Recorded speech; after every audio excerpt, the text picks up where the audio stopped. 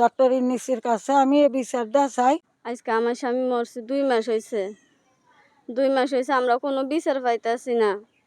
আমরা থানায় গেছিলাম বিচার দিতে, এখনো কোনো বিচার নেই। আমরা সবাই গরিব বলে আমরা টাকার কাছে হেরে গেছি।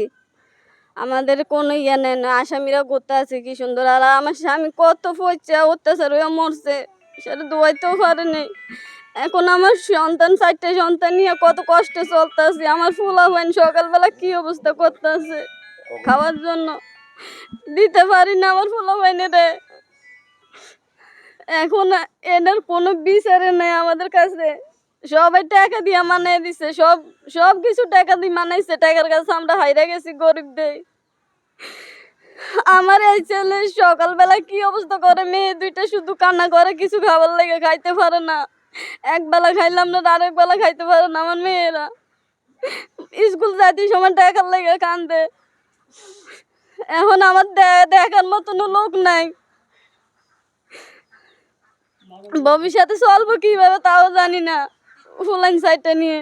আমার বাইরে কত অত্যাচার করে মারা হয়েছে। আমার বাইরের বুকে 3টা ছোড়া দিয়ে মারা হয়েছে, চুয়োক উঠে ফেলাইছে, দাঁত ভাঙে ফেলাইছে। আমার বাইরের গলার ফাঁস দিয়ে মারা হয়েছে। আমার বাইরের হাতের কর কাটিয়ে দিছে। অনেক অত্যাচার করি আমার বাইরের গরম পানি ডাইলে আমার বাইরের শরীরটারে পচে ফেলাইছে। অনেক অত্যাচার করি আমার ভাইকে মারছে। আমরা কোনো হত্যার বিচার পাইতেছি না। আমরা ডক্টর ইউনূসের কাছে অনুরোধ করিয়া বলছি আমরা যেন এই ভাইয়ের উপযুক্ত মতন হত্যার বিচার পাই। আজকে 2 মাস হয়ে গেছে, আজ পর্যন্ত কোনো বিচার পাইতেছি না। এলাকার লোকজনও চায়, বড় নেতাকর্মী যারা আছে এরা টাকা পয়সা খাইয়ে তার কোনো বিচার করার জন্য বারবার নিষেধ করে যে কোনো বিচার হবে না। এখন আমরা বিচারটা, সূক্ষ্ম বিচারটা চাই কবির হত্যার। বিজ্ঞ আদালতের নির্দেশে আমাদের আলোচিত ভিকটিম কবিরের প্রেক্ষিতে একটা মামলা রুজু হইয়াছে।